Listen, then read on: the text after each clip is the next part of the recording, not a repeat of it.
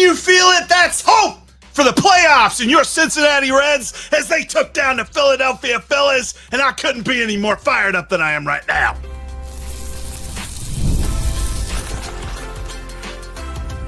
You are Locked On Reds, your daily Cincinnati Reds podcast, part of the Locked On Podcast Network, your team every day. Woo! Welcome into the Locked On Reds podcast. Locked On Reds is part of the Locked On Podcast Network. We are your team every single day. My name's Stephen Offenbaker. That lunatic over there, he is fired up. Jeff Carr.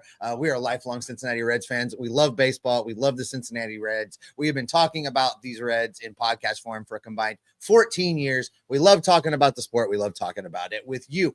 On today's show, a little bit later on, we are going to dig into your questions and your comments because I can guarantee this comment section is going to have a lot to say, probably just starting with your glasses and your energy level this morning there, Jeff. Then we're going to get into why there are reasons to believe in this team and why there are reasons to believe in this team, despite what happens over the next 3 or 4 days. There's going to be lots of reasons to continue to believe in this team, but where we are going to start is that the Reds have once again done that thing they do, which is they go out against a team that should beat them, that is considered to be better than them, and they win that series. They elevate their game. We're going to start with hope returning to the Queen City on today's episode that is brought to you by Monarch Money. Take control of your finances with Monarch Money. Use the code LOCKEDONMLB at monarchmoney.com for 50% off your first year. All right, Jeff. Let's dig into this because what a fun series against the Philadelphia Phillies. Not only did the Reds win the series, but I mean, yesterday they won it with an exclamation point. Just really kind of clobbered the Philadelphia Phillies, which is kind of fun when you're on the giving end of that clobbering. I feel like we're too often on the receiving end of clobberings like that. So nice to see the Reds really take it to those guys. I mean, the two things that really come to mind in that game that just showed how much of a clobbering it was Miguel Andujar's grand slam, and you had Noelvi Marte's inside the Park Little League 2-run home run that just kind of the whole thing just kind of felt like a release where there was a bit of stress and a bit of worry that we were feeling like, all right, this week you got the Phillies and the Brewers. And if you just go 3-3, that's all you got to do. Well, they did the thing where they won the series against one of these teams. So now they just need 1 out of 3 against the Brewers, which we'll get into a lot later on. But just to celebrate the way that they played against this Phillies team, Steve, like consider for a moment how good that lineup is in the crazy top 3 in that order of Turner, Schwarber, and Harper. And they shut them down. 5 runs in 3 games, Steve. And 4 of them came in one of those games. And then you take into account the thing that the Reds don't do. And we've talked about this a lot, right? You don't win game 1 of the series and you're the Cincinnati Reds, you usually lose that series. Well, this is the 3rd series this year that the Reds have won the series after losing game 1. And one of those times they beat the Rockies. So I don't even know that we're allowed to count that. But it was great to see that this team was able to pull together the way that it has been. And it just makes me think, dude, Tito. It's the Tito effect. He's bringing them together. He knows how to win in the second half of the season, and we're seeing the Cincinnati Reds just really start to take flight. Well, let's talk about where they are right now for just a second, Jeff. As we record before the series begins begins tomorrow, the Cincinnati Reds are 64-58. They are just one game back of the final wild card spot. We're not even going to talk about the division and the devil magic that is occurring in Milwaukee right this second, but I'm not worried about the division. It feels like Milwaukee's going to win 1,000 games in a row. So we'll just focus in on this wild card. They are in the hunt. They are in the thick of it. It is August. We are scoreboard watching. This team is playing good. There's a lot of talent. You're right. It is a hopeful time. Let me tell you about how close they are to just true greatness right now. They're 1 game behind, and depending on how much the Atlanta Braves want to help out, they could be a half game behind by the next time that they play their next game on Friday, because the Braves and the Mets play on Thursday as well. Steve, they're only 5 games back of the Los Angeles Dodgers. the Los Angeles frickin' Dodgers, the $1 billion team. There's like $1.5 billion of payroll between the Dodgers and the Mets. And then you got the Reds that just refuse to spend the kind of money that we hope that they would in any scenario. And they're just kicking butt right now. They've got this kind of feel about them where, yeah, they've got Elly, and Elly is the star power guy, but they're starting to get those performances. Spencer Steer getting moved up into the 2-hole because he is coming through in the clutch more often than not. I think the statistic, and I get it's a small sample size, but they talked about this on the radio broadcast, that nobody else in Major League Baseball has more RBI than Spencer Steer since the end of July. He is just absolutely on fire. And then you add in the Miguel Andujar of it all. I know everybody's loving Miguel Andujar in the way that he's been hitting here recently, but man has been on fire. And the kind of guy that I don't know that I'm penciling him into the cleanup spot. I am against lefties, but I don't know that I'm penciling him in every day. But I also don't feel bad about him hitting cleanup every day right now because of how hot he is. And yes, I did see that great comment. Eugenio who? Eugenio who? It's easy for you to say. This is the thing with this Reds team. I would love to say that it feels like they've turned a corner, that it feels like it's all come together, right? But for a large part of this season, for a large part of who they are, this is how they've been all along. And for multiple seasons, they are the team that looks across and sees who is in the other dugout and decides, all right, boys, you see, it's the Dodgers over there. You see, hey, that's the Phillies. You know what we're going to do? We're going to play better than them, because it's also the same team that goes, hey, boys, that's the Rockies. Look at Chicago White Sox are in town. I know how we're playing today. We are better than them. We don't even need to play them. We can't beat them. We don't even got to play the game. And then we see what happens on the field. So I try not to be like, okay, they finally got it together, because this is who they've been. So, I'm kind of excited about the series with the Brewers, because they're going to look across over and go, that's the best team in baseball over there. We need to play it up, I hope. Right. But that's kind of on brand for who they are. So for me, I am excited. I am hopeful. I'm all the things, but I don't feel like there's a difference in what they've been doing. I need them to still bring the difference, which is to look over there and see, oh, that's the St. Louis Cardinals. I better play hard today. Do you know what the difference is, Steve? They hit left-handed pitchers for 2 days in a row for a change. I mean, they've been one of the worst teams in Major League Baseball, even since the trade deadline. I thought maybe because of the addition of Andujar and Key Brian Hayes and all that other stuff, they'd improved. But since the trade deadline, I think there's only one team that's worse than them. All season going into yesterday's game, there were only 3 teams that were worse than them against left-handed pitching. But for whatever reason, facing 2 dudes who deserved all-star appearances for the Phillies in Ranger Suarez and Carlos Sanchez, who, by the way, the official MLB Twitter account named the second best pitcher in the league, according to power rankings right now, whatever the heck that means. The Reds hit those guys. And it's odd, because you and I, and we have said this multiple times, and we agree on this point, is that if you can throw an object with your left hand at any certain velocity, you could probably shut down the Reds. And both Suarez and Sanchez are 2 of the best lefties in the league. And here we are hitting all over the park on him. I loved what I saw from this team, from a standpoint of the left-handed pitching, from a standpoint of they lost the first game of the series, and they were able to come back and win both those games. I feel like they have built up some momentum for themselves coming into this weekend. And, oh, by the way, Steve, we didn't even mention, we buried the lead. The biggest reason to love yesterday and the biggest reason to believe in this team, Ace Hunter Greene is back. Most people can't name all of their financial accounts or even what they're worth, whether it's 401ks, properties, or investments. And when you don't have a full picture, you can end up leaving money on the table. That is why there's Monarch Money. It's an all-in-one personal financial tool that brings your entire financial life together in one clean, easy-to-use interface on your laptop or on your phone. Monarch does the heavy lifting for you. You can link all of your accounts in minutes. You can see clear data visuals, get smart categorization of your spending, and finally feel in control of your money without ever touching a spreadsheet. Monarch Money helps pull together all of your spending, all of your money usage, so you can see exactly what you're doing.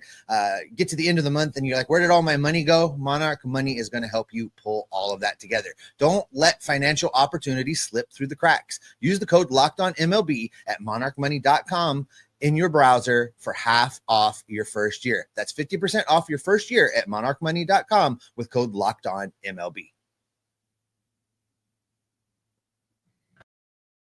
Thank you for making Locked On Reds part of your everyday routine. If you're not an everydayer, make sure you hit that subscribe button. That way you don't miss anything we got coming for you. The rest of this season is going to be absolutely amazing, and we're going to be with you every step of the way. So make sure you join us and become an everydayer today. For those of you who are everydayers, what's up? Welcome back, and we're glad that you're with us here. This is our first live show in what feels like a little while. So glad that we're here with you. We'll be jumping into the comments section here in a little bit. Steve, I'm just so fired. I was texting with our friend Chuck over at Locked On Brewers, seeing if he was coming on down for this series here this weekend. He said, no, I'm not, but I will be down for games 3 and 4 of the NLDS when the Reds and Brewers face off. Oh, that sounds like something. That would be quite fun. But is it even legal to play postseason baseball in the city of Cincinnati? I thought there was an ordinance or something now. The Bengals are playing. I don't know. There's like some rule against it. I'm not sure what it is, but listen, no, I want to talk about Hunter Greene, because you brought him up there at the segue from the last segment, and what a return, Jeff. What a great drop back into the rotation. Like 6 innings, 6 strikeouts, allowed 3 hits, no runs. Here's the one. 0, nada, nothing in the way of free passes, no walks, struck out 6 in 6 innings. An amazing return to this rotation. And I just look at Hunter Greene, how long he's been gone, hasn't pitched such a June. It feels like it's been forever. You know how good Hunter Greene's been, and for him to just drop back in kind of in form against one of the best teams in baseball. As much as it feels like Hunter Greene's been injured, as much as it feels like he's been unavailable and not had that availability that the team needs, using a cumulative stat for the season, looking at his wins above replacement, including yesterday's start, he sits right now number 4 on the team at 2.9. He's nearly to 3 WAR already. He'll get to 3 WAR in his next start. And he has had kind of a rough up and down year as far as injury goes. Hunter Greene is just simply a baller, man. He is a flame throwing ace of anybody's rotation. Well, and it was like 72 days in between starts. Like, he went a long time. It was over 2 months. And one of the things that I was shocked about, and it's almost as if he disappeared for a minute to like work on his craft. Like, I'm thinking of like a kung fu movie or something where a guy just goes and learns from another master for a minute and then comes back and saves the day, because he threw his splitter 10 times yesterday, Steve. He threw his split finger pitch 10 times in a game, and he got one of them in play. There was like 72 mile an hour exit velocity on it. It was an easy out. He got a 50% whiff rate on that splitter. We might be talking about 3+ pitches for him moving forward. I mean, the fastball and the slider have always been plus pitches, and it's just been about how does he locate them? How does he play them off of each other? He's adding the split finger in now that he can really mess with left-handed batters, Steve. Like, I think that was the biggest difference. He wasn't blowing guys away. He wasn't striking out everybody at will, but there was no hard contact and there were no self-inflicted wounds like we mentioned with the walks. I think that is looking like, man, Hunter Greene is almost hadn't missed a beat despite the fact he hadn't pitched in 2 months. And he's facing one of the best lineups in baseball. Like, I think we discount that. It's not that he came back against the Pirates or the Rockies, or it's not that he even came back against like the Angels, who they'll face here in a couple of weeks. He came back against Kyle Schwarber, the guy that everybody's talking to about whether or not he's going to be playing in Cincinnati next year. He's pitching against Bryce Harper, one of the best guys in the league. And then you got Nick Castellanos, who, yeah, he's in a bad way right now, in a bit of a slump, but dude knows how to hit a Great American. We know that. And so he's able to pitch around all those guys as if he hasn't missed any time at all. I loved everything from him. And that is the biggest reason for me. Like, it feels like he's coming back at the right time, and he's super fresh, and he is bringing an energy to a pitching staff that was already pretty good. But with him, Steve, it's top 10, top 5 easy. Yeah. And one of the things that he didn't do are one of the things that I kind of keyed on as well, Jeff. He didn't come in there trying to just get every single batter to strike out on 3 pitches. Right. He didn't come in there trying to reassert his dominance and throw every pitch at 102. And there were several pitches that broke 100, and there were times he blew guys' doors off, but he looked very measured and very in control. And that was what I was worried about. 6 pitches in the second inning. He was super efficient. Super efficient. He looked really, really good. And it's a reason to be hopeful, but it's not the only reason to believe in this team. It's not the only reason to have hope.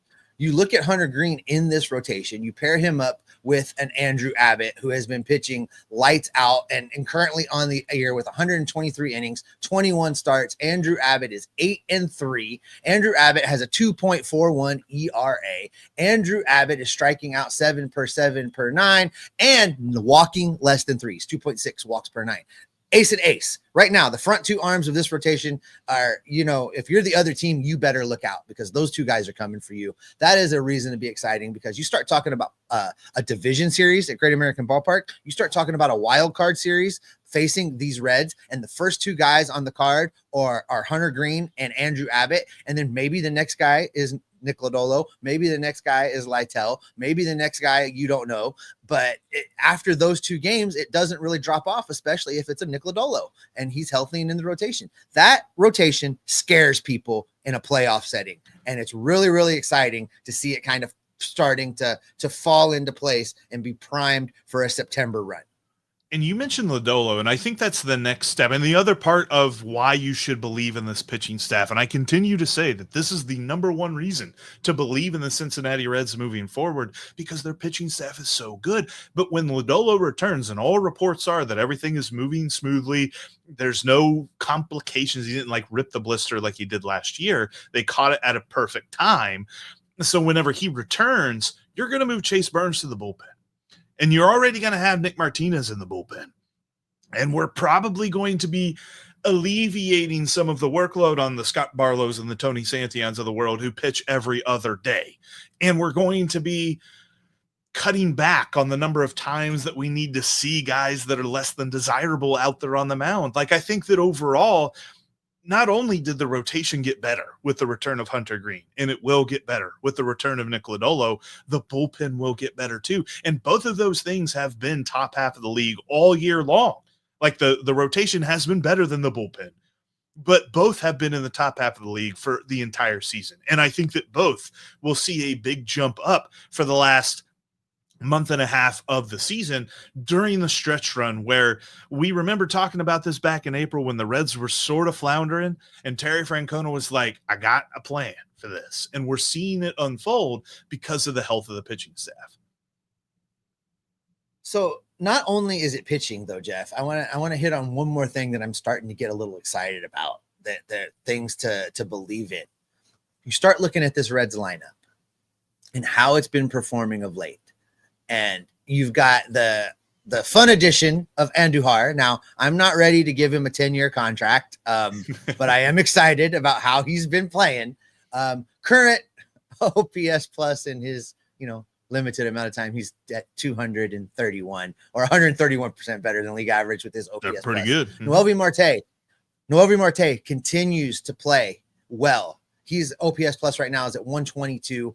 He's about at 1 WAR, 8 home runs on the season, slash line of 290, 328, 503. Noelvi Marte is a reason to be excited. Elly, I'm waiting for him to break out, and I feel like we're due to see Elly break out. And It's going to come, Power-wise, and it's yeah. going to happen, and it's going to be right when the Reds need it. Because right now, I believe he is much better than his 118 OPS plus, but still 18% better than league average is pretty good. TJ Friedl continues to be about 10% better than league average at a leadoff spot as a lefty, playing pretty much every single day. 2.5 in WAR, TJ Friedl this season, Jeff. Lots of reasons to kind of be excited and have hope that this offense is going to continue to score runs in bunches like we've been seeing more and more of. And that's still with guys like Elly not quite flipping the switch. And if dudes like Andujar, if dudes like Marte can get behind Elly in this lineup, because we've been saying that's what's been missing, is somebody behind Elly that the opposing pitcher is like, maybe I'm not so excited to get to that guy. Let's see what we can do with Elly right now. Elly's going to get pitches to hit. We'll see the return of power. We'll see the return of those home run numbers, because everybody keeps asking, where did Elly's power go? Well, you got to get pitches to hit for power, and it's really easy to pitch around Elly. So I'm excited of all these parts as we look at the calendar, and we're like, it's August 14th right now. We look at the calendar. There's a month and a half of serious baseball to be played, meaningful baseball to be played, baseball that matters, baseball that has this Reds team in contention. We're at an exciting time where all of these parts, the Hunter Greenes, the deadline trade players that are starting to come in and perform, the people coming back from injury, the hitters getting hot, all of these things are beginning to form a picture where you look at this Cincinnati Reds team and you're like, maybe there will be a wild card series in Cincinnati. Chuck might be right. Maybe we will be talking about a division series in the Queen City. It's a lot less speculation now, a lot less, oh man, wouldn't it be nice? And a lot more, hell yeah, that's possible. They could do that. They could win those games. It's getting to be a fun time for baseball fans around here. And you mentioned something that I want to address here in just a moment, because we got a question about it early on. When it comes to guys on expiring deals, who would you sign next season? Because I got a guy. I think they almost have to sign him. We'll talk about that next.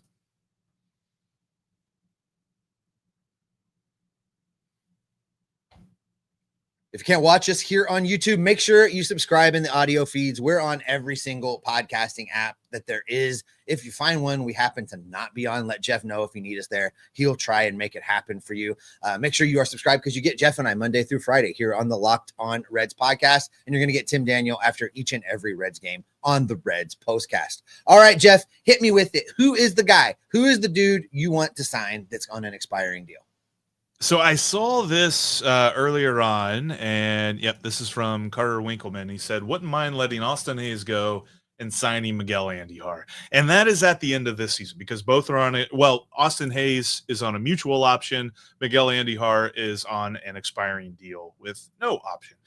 And I think for me, it really comes down to, who do you buy more? Because I think Miguel Andujar, even defensively, can be better than Austin Hayes. And Austin Hayes, to me, doesn't have the power that Miguel Andujar has. I think that when you compare the two, that Austin Hayes is a more consistent bat, have a higher batting average, probably a higher on-base percentage, and Miguel Andujar is more of a power threat. And not necessarily the cleanup hitter of the future, but a guy that you could put in the 5th or 6th spot.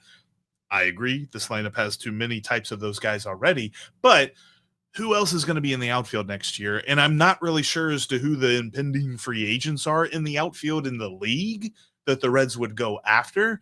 So that, for me, has to be in consideration here, is that Miguel Andujar could be a guy that you give a 2 or 3 year deal to. I don't find any flaw in your logic. Austin Hayes, for me, came in with a flurry, came in with a lot of excitement, and then, honestly was probably just playing over his head, and who he has been is he's showing us who he is. Letting him walk doesn't really bother me all that much.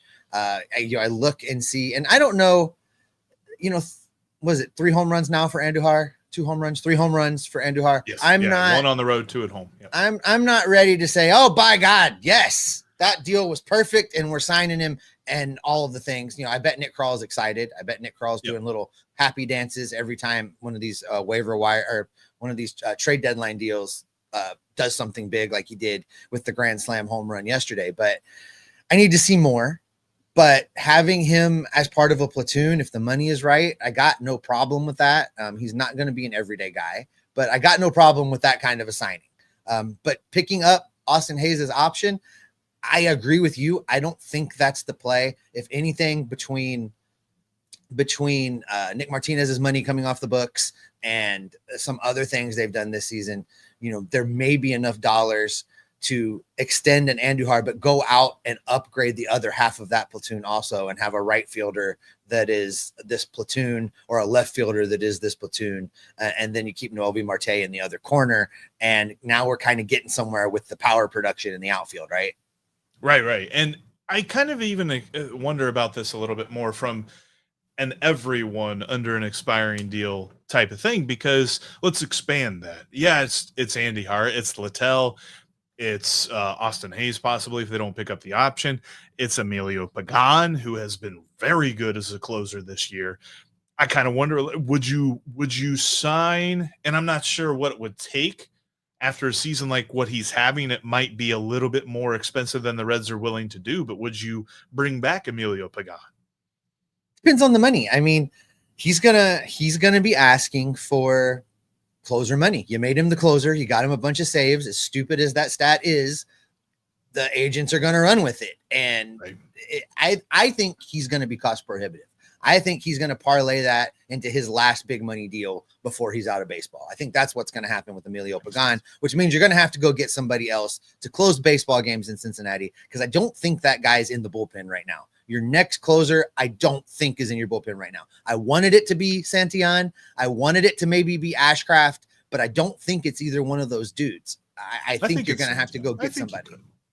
I think he could, but I don't think he's the best option, if that makes sense. Like if they go into Goodyear next year with Tony Santillan as their closer, I don't think it's a failure, but I think it's I gotta wait and see how this turns out. I would be intrigued by it, but I would not be enthused by it. I guess if that makes sense. I'm not as disbelieving in Tony Santillan as you are. And listen, I'm not saying Santillan's a bad pitcher, but given how the Reds have used him and his role kind of as fire putter outer, as stopper, as the fireman of the bullpen, I like him in that role. I don't want him. Well, it's not the ninth inning, Jeff. You can't possibly pitch Rysel Santillan in anything other than the ninth inning. Rysel, now that's unfair. They're using him. They would be using him horribly wrong. No, we're not doing that. I like Tony Santillan. I like how the Reds are using him. Just go sign a closer that I'm not going to care about because it's stupid. Let's get into the questions and the comment section here, because there's another Cincy shirt idea. By the way, I finally got some Bristol merch. Do you guys see this? Bristol merch. I gave up in Bristol from Cincy shirts, y'all. Glaciers has been horrible in Atlanta this year. He's been awful. The Cincy shirts is undefeated, by the way, and coming up with great stuff. Yeah, I can't wait. My Key Brian Hayes shirt's on the way. When I need some merch. Let's get into this. This from Josh Tucker. Listen, or Joshua, sorry. If you guys got questions you put in through, throw them in again, because I'm not going to try and go back and find them. You guys have been pretty chatty today, which I love. This from Joshua Tucker. The Reds are the object, and the objects are closer than it appears meme stalking the Mets. That's absolutely on point. I love it. And I also love this from Scott Campbell, that now Joshua Tucker's homework assignment is to make that meme. So we will be looking for it in the socials, buddy. Want to see that meme out there. But it's right. The Reds are the object that's closer than it appears. It is the team that's better than everybody thought. It is the playoff contender that we hoped they would be. The Reds are going right now, and the Reds are relevant. And I think that is probably the biggest takeaway of where they're at in the season right now, Jeff. They are relevant, and every game they play right now matters.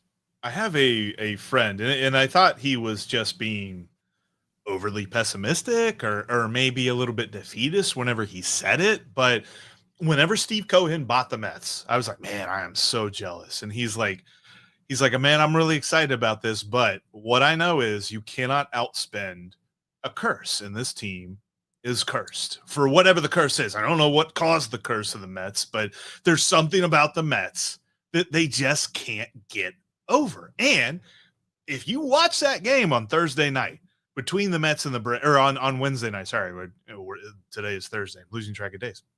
But if you watch that game on Wednesday night between the Mets and the Braves, the Mets were up. What was it, 6-0? 6, and then in one inning, they were down 9-6. Like they gave up 9 runs, and I think it was either 9 runs in 1 inning or 9 runs in 2 innings. And that is a kind of the opposite of whatever's going on in Milwaukee that you just can't really put your finger on, because they are spending 3 times as much on their roster as the Reds are. And here they are, the chance if the Braves win on Thursday, that the Reds could be a half game out of the wild card right behind the Mets. It boggles my mind as to what's going on in New York. And they made trades at the deadline to shore up what they thought were needs, and those trades have not paid off for them.